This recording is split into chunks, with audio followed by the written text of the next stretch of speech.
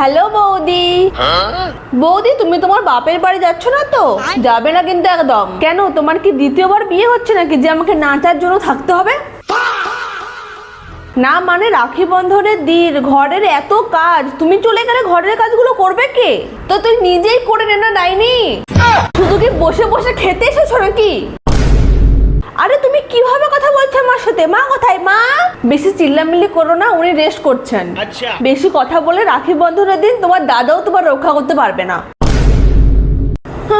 দাদা, এবারে কিন্তু রাখি বন্ধনের দিন আমার খুবই বড় একটা গিফট চাই, অনেক বড় গিফট। এবার কি এই পুরো ঘরটিকে বিক্রি করতে হবে তোমার জন্য?